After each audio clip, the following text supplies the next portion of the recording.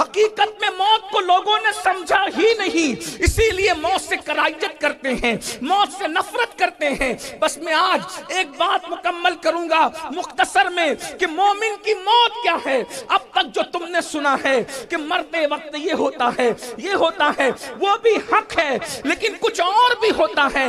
آئیے اگر مومن کی موت پتہ چل جائے تو مومن بن کر کے مر کے دیکھو، یہ کروڑوں زندگیاں اس موت پہ قربان ہے جسے موت مومن کی موت کہتے ہیں۔ یہ مومن کی موت کیا ہے؟ آئیے بخاری شریف کتاب الزہد کی حدیث پاک کا وہ آخری ٹکڑا مومن کی موت کے بارے میں۔ مگر مومن سن لو کون ہے۔ ایک بات کہوں مومن کسے کہتے ہیں؟ ایک جملے میں کہوں، مسلمان وہ ہے جو اسلام میں داخل ہو جائے، مسلمان وہ ہے جو اسلام میں داخل ہو جائے، اور مومن وہ ہے جس میں اسلام داخل ہو جائے۔ مسلمان وہ ہے جو اسلام میں داخل ہو جائے، اور مومن وہ ہے جس میں اسلام داخل ہو جائے۔ اس کو دیکھو تو اسلام نظر آئے، اٹھتا ہوا دیکھو تو اسلام نظر آئے، بیٹھتا ہوا دیکھو تو اسلام نظر آئے، چلتا ہوا دیکھو تو اسلام نظر آئے، مسکراتا ہوا دیکھو تو اسلام نظر آئے۔ اللہ اکبر! اگر ایک جملے میں بیان کر دوں کہ چلتا پھرتا اسلام اگر کس کو دیکھ کر کے نظر آتا تھا تو ایک جملے میں کہہ سکتا ہوں، تمہارے پیر سید ساجد میاں کو تم نے دیکھا ہوگا، ان کو دیکھ کر کے تم کو چلتے پھرتے تصویر اسلام نظر آتی ہوگی۔ مومن وہ ہے جس میں اسلام داخل ہو جائے۔ ہم تو اسلام میں داخل ہو کر مسلمان ہو گئے ہیں، مومن کب بنو گے؟ اسلام پسند تو ہوئے ہو، اسلام پسند تو ہوئے ہو، اسلام پابند کب بنو گے؟ مومن کی موت کیا ہے؟ سن لو مومن کی موت کسے کہتے ہیں۔ مومن کی موت کتاب الزہد بخاری شریف کی حدیث کا وہ آخری ٹکڑا جو بار بار ہم اپنے جلسوں میں سنتے ہیں۔ اللہ فرماتا ہے میں اس کے ہاتھ ہو جاتا ہوں، اس کے پیر ہو جاتا ہوں، اس کی آنکھ، یہ آپ سنتے ہیں۔ اس حدیث کا آخری ٹکڑا یہ ہے، حدیث قدسی ہے۔ اللہ فرماتا ہے مجھے کسی کام کے کرنے میں تردد نہیں ہوتا۔ سن لیں مومن کی موت کیا ہے۔ اللہ فرماتے ہیں مجھے کسی کام کے کرنے میں تردد نہیں ہوتا۔ تردد کسے کہتے ہیں؟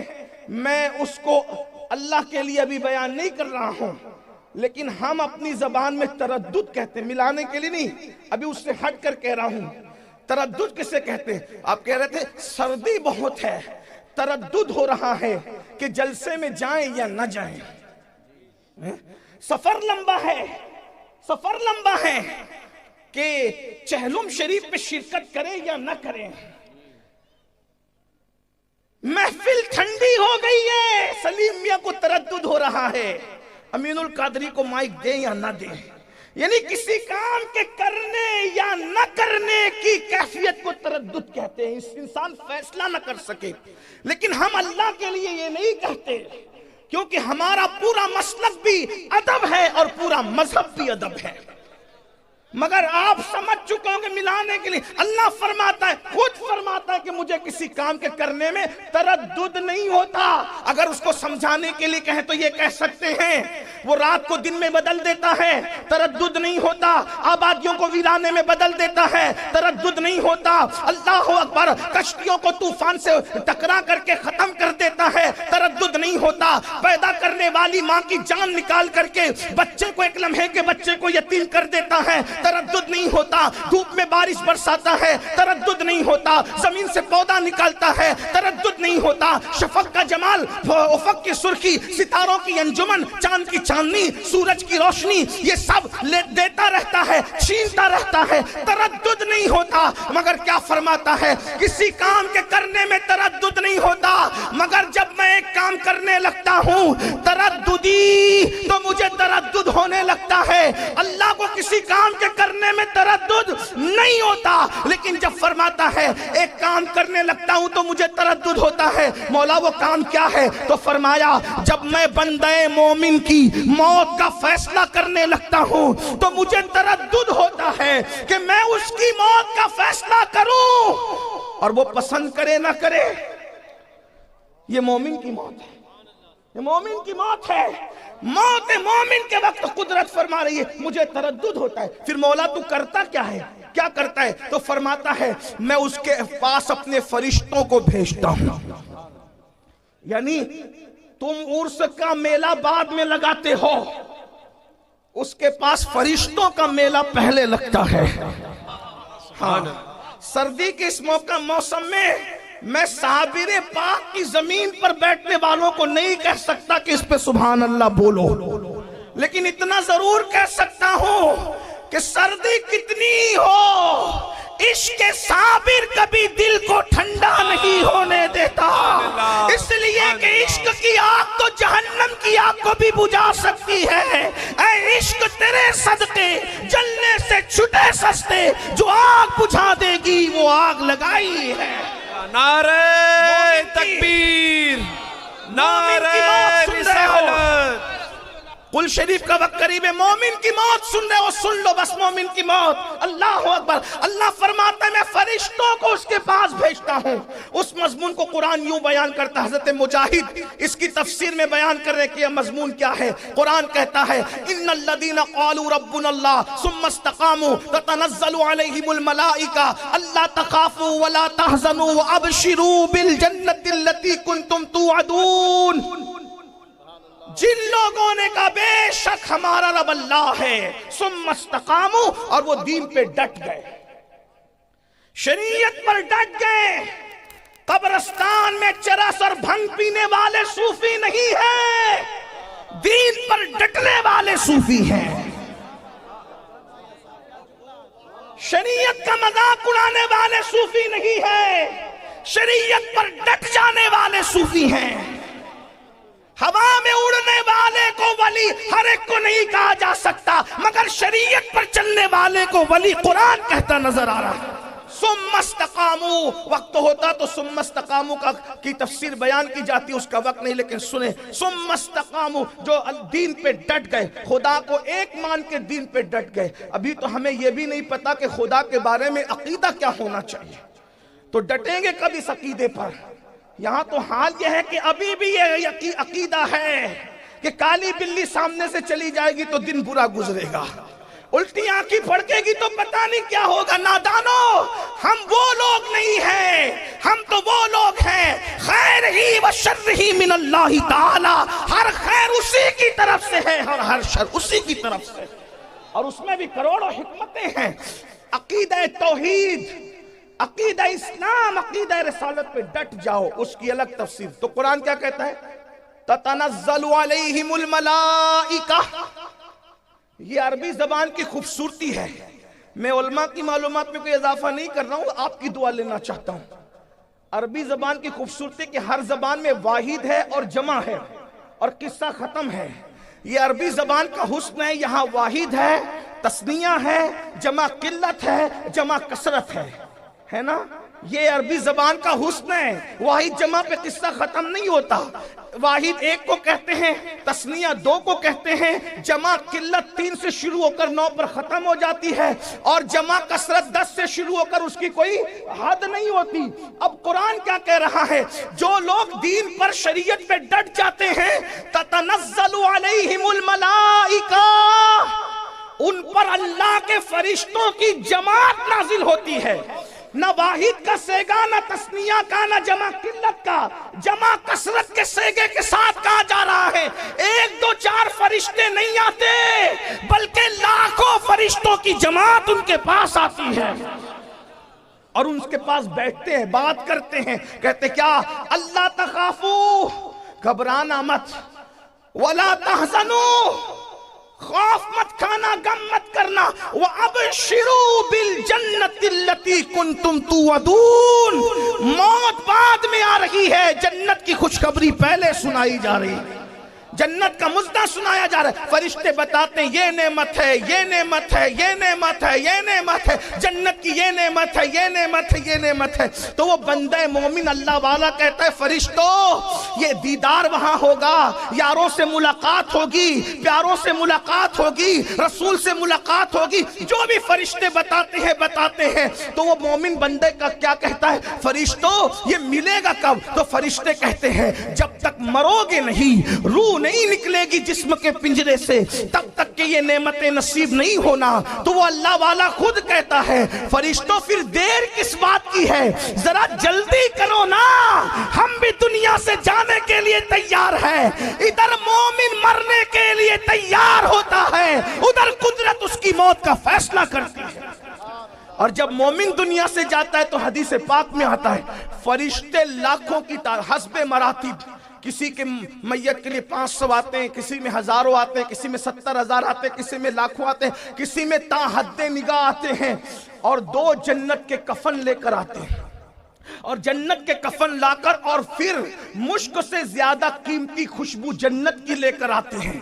حدیث پاک میں آتا ہے اس خوشبو وہ زمین سے اٹھتی ہے, آسمان کے فرشتے محسوس کرتے کہتے ہیں آج زمین سے کیسی خوشبو اٹھ رہی ہے. تو کہا جاتا ہے کسی مومن کی روح کے لیے یہ جنت کی خوشبو لائی گئی ہے.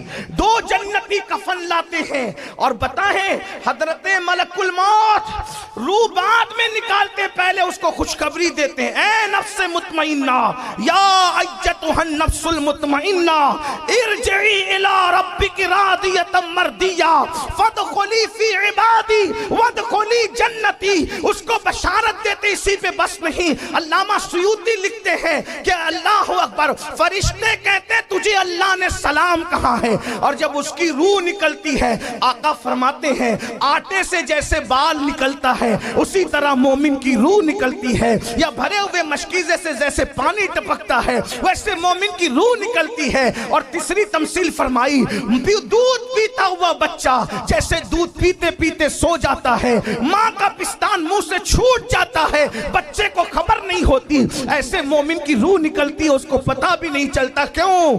اس لیے کہ ادھر روح نکل رہی ہوتی ہے, ادھر جس کے عشق میں جان دے رہا ہوتا ہے اس نبی کا جلوہ سامنے ہوتا ہے. میرے امام کہتے ہیں جان تو جاتے ہی جائے گی قیامت یہ ہے, اب یہاں مرنے پہ ٹھہرائے نظارہ تیرا, ارے حسن یوسف موجود ہو تو انگلیاں کٹنے کا درد نہیں ہوتا, حسن مصطفیٰ موجود ہو تو روح نکلنے کی تکلیف کیسے ہو سکتی.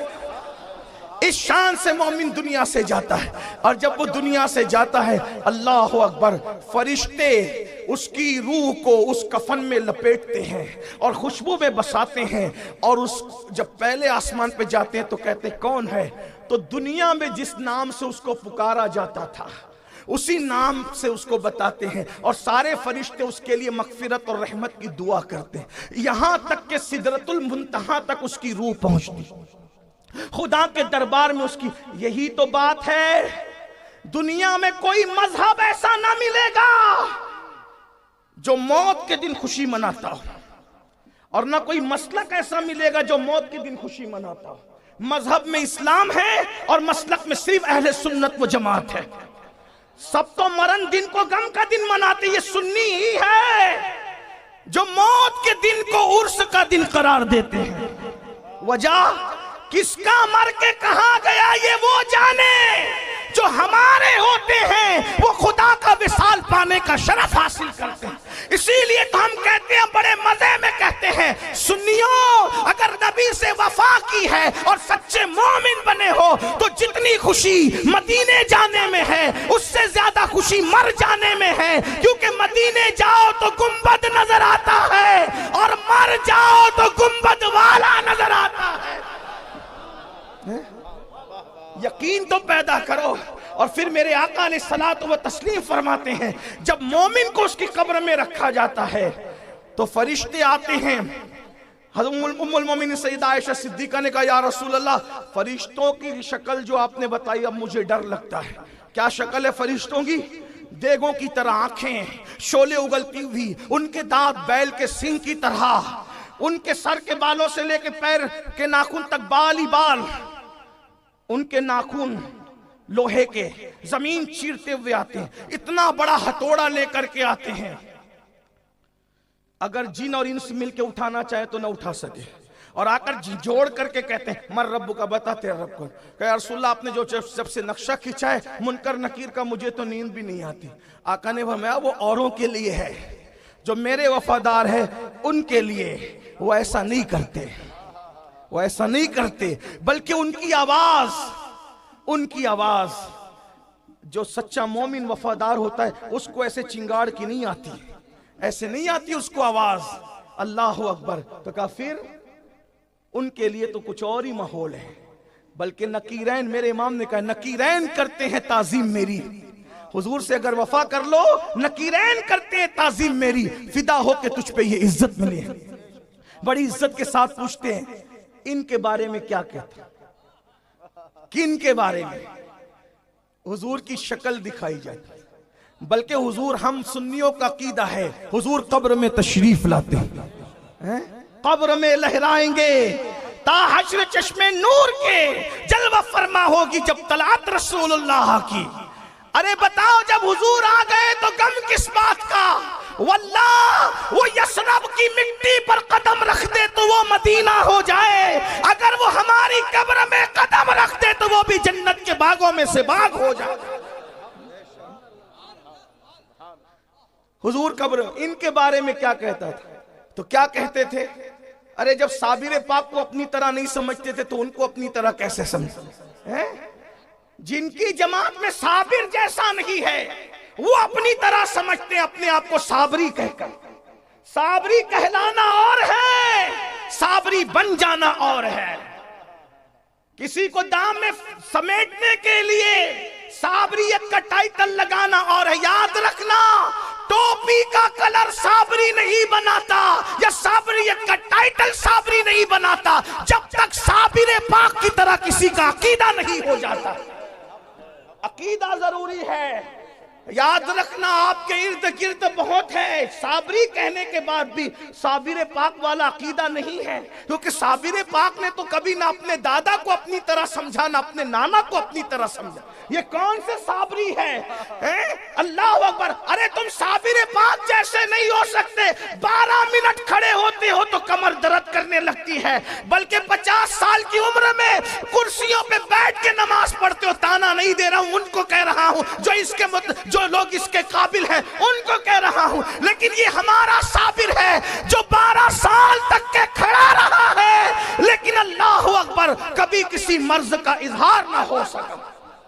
صابر کی طرح کھڑے نہیں رہ سکتے، صابر پاک کی طرح. اور وہاں تو پھر بات ہی کچھ اور ہے. نبی کو مر کے مٹی میں کہنے والوں سن لو، تم صابری نہیں ہو سکتے، کیونکہ ہمارا صابر تو وہ ہے جو خود کا جنازہ پڑھانے کے لیے تشریف لاتے ہیں اور بتاتے ہیں جب علی احمد کا یہ حال ہے تو جو اصل علی ہے اس کی شان کیا ہوگی اور جو اصل احمد ہے اس کی شان کیا ہوگی. جو نسل میں علی احمد ہے اس کی یہ شان ہے، جو نسل میں علی احمد ہے اس کی شان، جو اصل میں علی بھی ہے اور جو اصل میں احمد بھی ہے ان کی شان کیا ہو. تو زندہ ہے واللہ، تو زندہ ہے واللہ، میرے چشم عالم سے چھپ جان. تو یاد رکھنا جس جماعت میں صابر پاک جیسا نہیں، اس لیے وہ اپنی طرح کہتے. ہم تو نہیں کہتے، ہم تو اپنے پیر کو بھی اپنی طرح نہیں کہتے، ہم تو اپنے مولانا کو بھی اپنی طرح نہیں کہتے، ہم تو اپنے ابا کو بھی اپنی طرح نہیں کہتے. کیوں؟ ہمیں دیکھو تو اپنا آپ دیکھو تو کچھ نہیں ملتا، اور باپ کو دیکھ لو محبت سے تو مقبول حج کا ثواب ملتا ہے.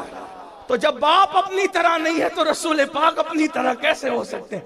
میں کسی کو چھیڑ نہیں رہا ہوں، لیکن یہ کہہ رہا ہوں قبر میں پوچھا جائے گا کیا کہتا ہے، نہیں کیا کہتا تھا. قبر میں تو گنڈوں کی بھی بولی بدل سکتی ہے نا، یہ نہیں کہا جاتا کیا کہتا ہے. اس لیے کہ دیس بدلتا ہے تو لوگ بھیس بدلتے ہیں. جب دنیا میں دیس میں بھیس بدلتے ہیں تو قبر میں نہ بدلیں گے. اس لیے ابھی نہیں کہنا، ابھی کا نہیں. یہ بتا کیا کہتا تھا، بہت بک بک کرتا تھا. مولوی کو تو بحر العلوم کہتا تھا اور نبی کے بارے میں کہتا تھا یہ تو ان پڑھ امی ہے. بتا اپنا مولوی بحر العلوم اور رسول اللہ کے بارے میں امی وہ ان پڑھ. اللہ اکبر. اس لیے یاد رکھنا اللہ اکبر قاسم نعمت کے لیے کہتا تھا کہ وہ تو اپنی بیٹی کی بخشش نہیں کرا سکتے، جبکہ اسی رسول نے فرمایا مومن کا کچا بچہ اگر ماں کے پیٹ سے گر جائے گا وہ بھی اپنے ماں باپ کی مغفرت کرائے گا. ارے جب کچا بچہ ماں باپ کو جنت میں لے جا سکتا ہے تو سید المعصومین کی شان کا عالم کیا ہو. اس لیے عقیدہ بھی درست کرو. اصل خانقاہیت دو چیزوں کا نام ہے، ایک تو سچا عقیدہ اور ایک تو خدمت خلق، اور یہ دونوں چیزیں اگر آپ دیکھنا چاہیں تو آپ سیدی ساجد میاں کے اندر دیکھ سکتے ہیں۔ عقیدے کا اعتدال اور خدمت خلق کا آپ نے تو سن چکے، میرے پاس وقت ہوتا تو میں عرض کرتا، لیکن میں بات ختم کر رہا ہوں۔ تو قبر میں کیا پیاری پیاری من موہنی صورت دکھائی جائے ان کے بعد، اور پھر اگر کہتا تھا ان کے بارے میں تو پھر کیا کہو گے؟ جو کہنے کی عادت تھی وہی کہو گے۔ ہمارا تو دل ہی نہیں بھرتا کیا کہوں، سرور کہوں کہ مالک و مولا کہوں تجھے، باغ خلیل کا گل زیبا کہوں تجھے، ہرما نصیب ہوں تجھے امید کے کہوں، جانے مراد، مراد نہیں جانے مراد، کانے تمنا کہوں تجھے۔ اللہ رے تیرے جسم منور کی تابشیں، اللہ رے تیرے جسم منور کی تابشیں، اے جانے جاں میں جانے تجلا کہوں تجھے، صبح وطن پہ شام غریباں کو دو شرف، بے کس نواز گے سو والا کہوں تجھے، مجرم ہوں اپنی عفو کا سامہ کروں شہا، مجرم ہوں اپنی عفو کا سامہ کروں شہا، یعنی شفیعی روز جزا کا کہوں تجھے، اور تیرے تو وصف بے تناہی سے ہے بری، حیران ہوں میرے شاہ میں کیا کیا کہوں تجھے، کہہ لے گی سب کچھ ان کے سنا خاک خاموشی، چپ ہو رہا یہ کہہ کے میں کیا کیا کہوں تجھے، لیکن رضا نے ختم و سخن اس پہ کر دیا، خالق کا بندہ خلق کا آقا کہوں تجھے، نمی دانم چے منزل بود شب جائے کہ من بودم، باہر سے رقص باہر سو رقص بسمل بود شب جائے کہ من بودم، پری پہ کر نگارے پری پہ کر نگارے پری پہ کر نگارے، سرو قد لالا رخسارے سراب آفت دل بود شب جائے کہ من بودم، خدا خود میرے مجلس بود اندر لام کا خسرو، محمد شمع محفل بود شب جائے کہ من بودم، وآحسن من کلم ترقت تو عینی واجمل من کلم تلید النساء، خلقت مبرام من کلی عیبن کہنکا قد خلقت کما تشاء، جامی کہتے آیات قرآن ابرویت، تفسیر قرآن گیسویت، روح تو قرآن ماں ایما توئی ایما توئی، اللہ کی سرتاب قدم شان ہے یہ، انسان ہی انسان یہ انسان ہے، انسان ہے انسان وہ انسان ہے یہ، قرآن تو ایمان بتاتا ہے انہیں، ایمان یہ کہتا ہے میری جان ہے۔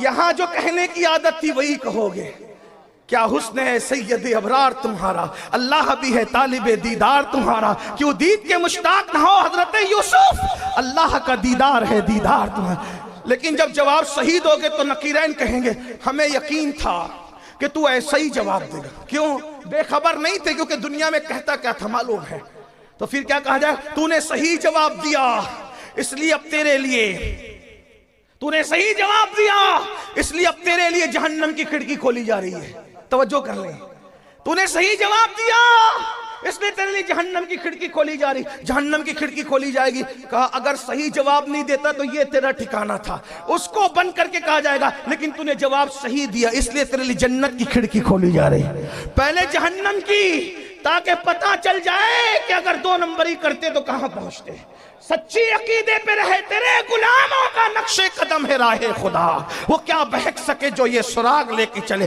غریب نواز کے عقیدے پہ، غوث پاک کے عقیدے پہ، صابر پاک کے عقیدے پہ، محبوب الہی نظام الدین اولیاء کے عقیدے پہ، بہرحال پھر کیا ہوگا، جنت کی کھڑکی کھولی جائے گی۔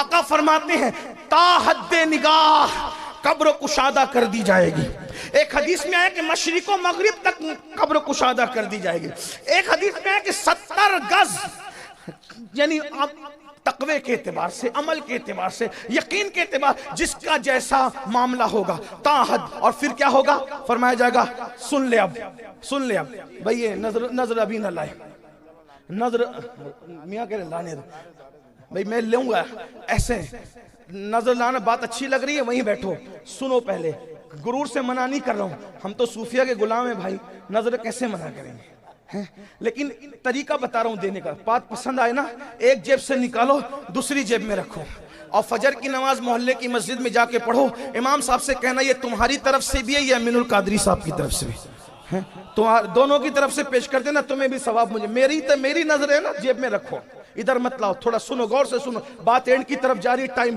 ابھی یہ نہیں ہے بات کرنے کا، کیا ہوگا، تا حد نگاہ قبر کشادہ ہوگی، اور جنت کا بستر لگایا جائے گا، کون سا بستر، جنت کا بستر، کون لگائے گا، فرشتے لگائیں گے،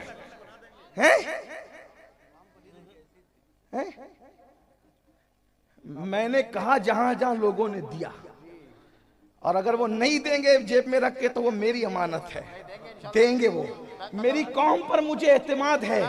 ہاں میاں میرے بھائی سلیم میاں، میرے بڑے بھائی، وہ کہہ رہے ہیں میں کل کو دوں گا، تو وہ دیں گے انشاءاللہ۔ اور سید تو ہوتا ہی دینے والا ہے بھائی۔ ہاں جب شجروں سے سید نہ پہچانے جائیں تو دو چیزوں سے پہچاننا، کیا؟ ایک ان کی سخاوت سے، ایک ان کے اخلاق سے۔ ہاں یاد رکھنا اچھی طرح۔ اللہ اکبر۔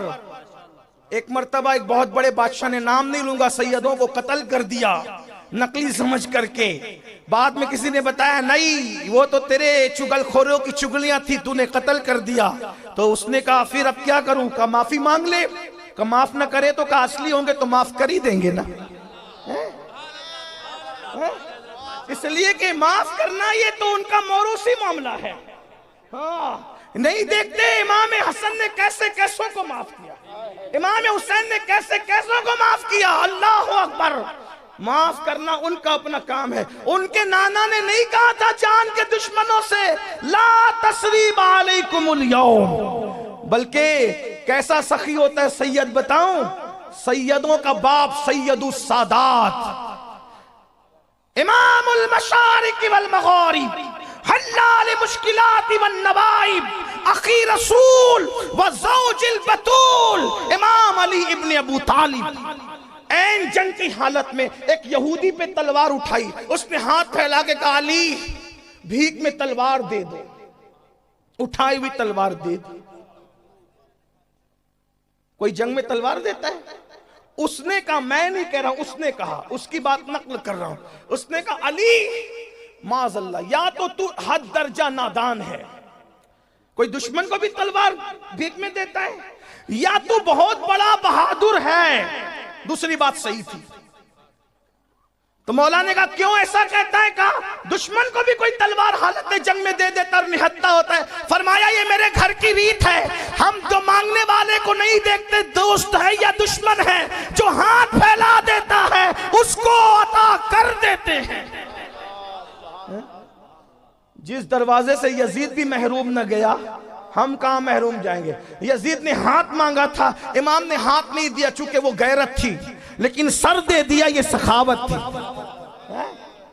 ہاں دیا تو اس کو بھی، جہاں سے یزید محروم نہ جائے ہم لوگ کہاں محروم جانے۔ آؤ در زہرا پر پھیلائے ہوئے دامن، نسل کریموں کی لجپال گھرانہ ہے۔ بات دور نکل گئی، کیا عرض کر رہا تھا سن لیں۔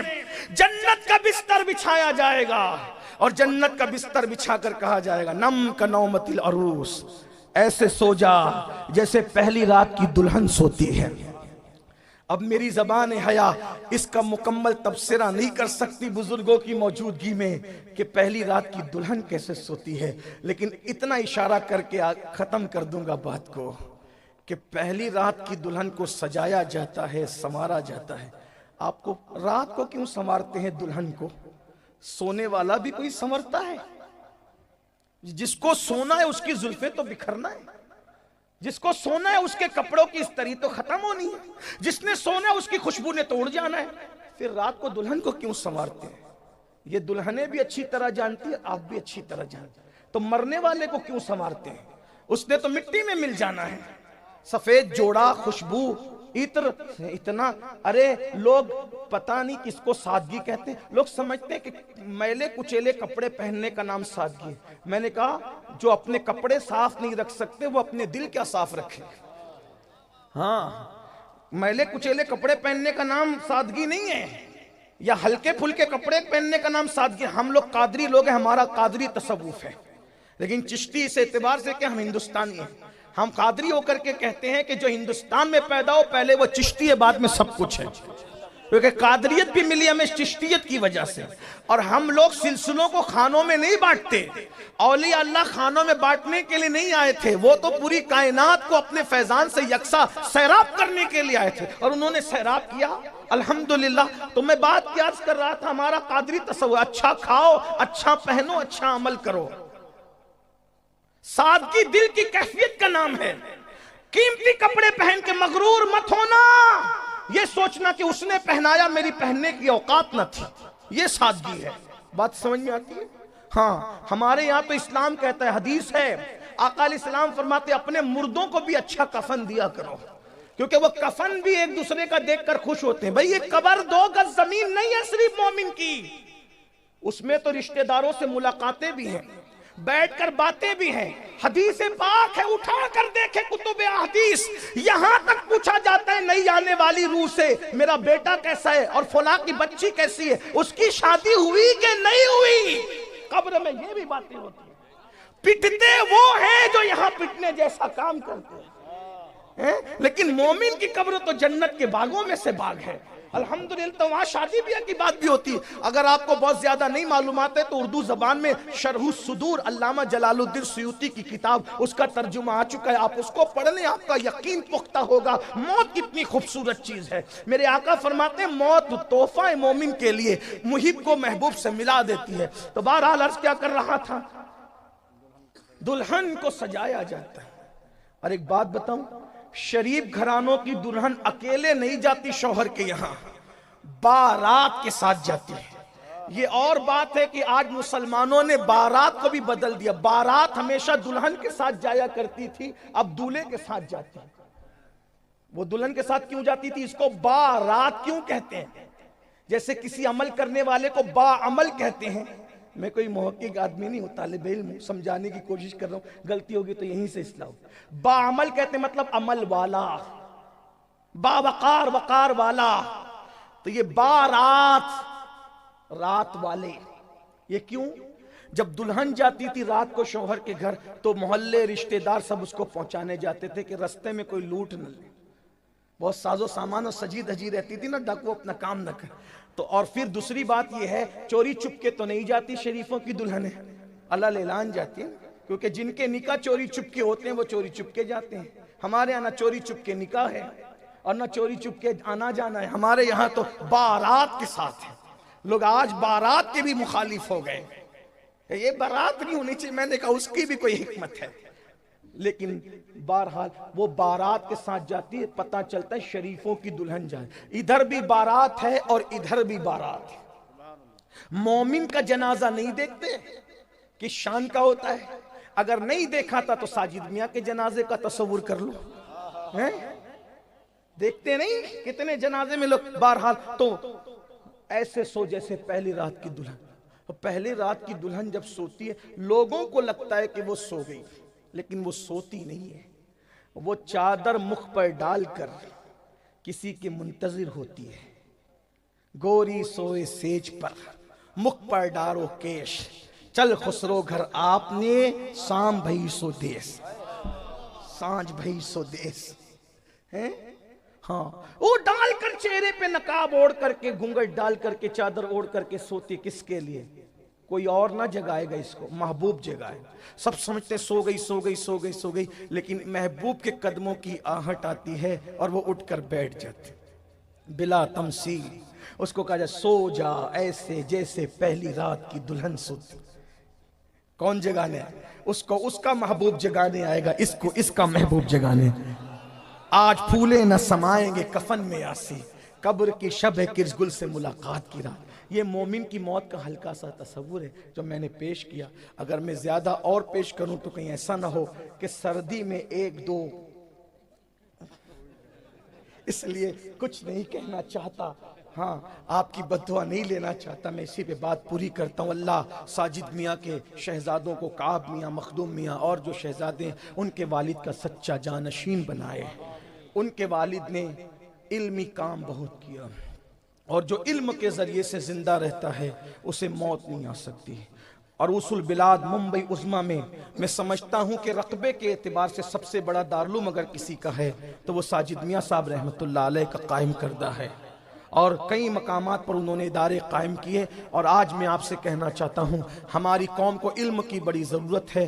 آپ بھی علم حاصل کیجئے, اپنے بچوں کو بھی پڑھائیے, خود بھی پڑھیے. ہمارے ماہریرہ کے مشائخ نے اعلان کیا ہے آدھی روٹی کھائیں گے, بچوں کو پڑھائیں گے. اپنے بچوں کو پڑھاؤ, بچیوں کو پڑھاؤ, ایجوکیشن کو عام کرو. ہر بچہ کم سے کم گریجویٹ ہونا چاہیے. 10ویں 12ویں پڑھا کر بچوں کو ڈراپ آؤٹ مت کرو. लोग कहते तालीम महंगी हो गई, नहीं, मोबाइल भी तो महंगा हुआ, जिन्स भी तो महंगी हुई, मकान भी तो महंगे हुए, कपड़े भी तो महंगे हुए, ब्यूटी के सामान भी तो महंगे हुए। क्या कभी तुम जूते का शोरूम ये कह करके वापस लौटे हो कि जूते महंगे हो गए, जूते नहीं खरीदना, कपड़े महंगे हो गए, कपड़े नहीं खरीदना, हर महंगी चीज खरीदते हो, फिर तालीम के महंगा होने का बहाना क्यों करते हो?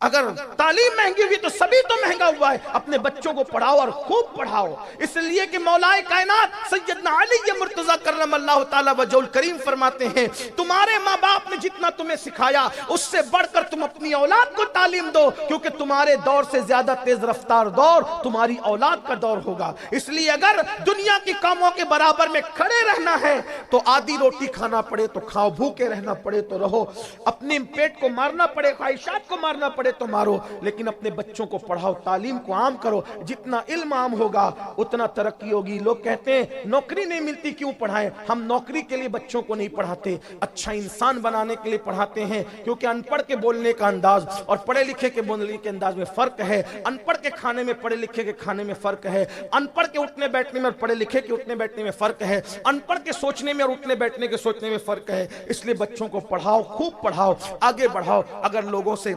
बराबरी करना है, बराबर खड़े होना है। और साजिद मियाँ साहब रहमतुल्लाह अलैह ने यही काम किया, इल्म पर उन्होंने मेहनत की, मदरसे कायम किए, स्कूल कायम किए, बच्चियों के इदारे कायम किए। ये सिलसिला अल्लाह करे जारी रहे। और हमें हमारे भाई सैयद मखदूम मियाँ साहब से बहुत तवक्कुआत है कि एक अच्छे बाप की अच्छी तरबियत का नतीजा लोगों ने उनकी हयात ही में देखा।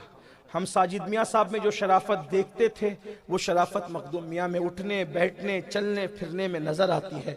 और अल्हम्दुलिल्लाह सूरत में भी वो वैसे ही है, सीरत में भी वैसे ही है। इंशाअल्लाह मज़ीद इंशाअल्लाह अल्लाह ताला इसमें और बरकत अता फरमाएगा। अल्लाह करे जो है वो ये सिलसिला जारी रहे। और फिर क्यों ना हो जिसके सर पर साबिर पाक का दामन हो, फिर बात ही कुछ और है। अल्लाह ताला तौफीक दे, गुफ्तगू के दरमियान कोई गलती हो तो अल्लाह पाक माफ़ कर दे। अस्तगफिरुल्लाह रब्बी मिन कुल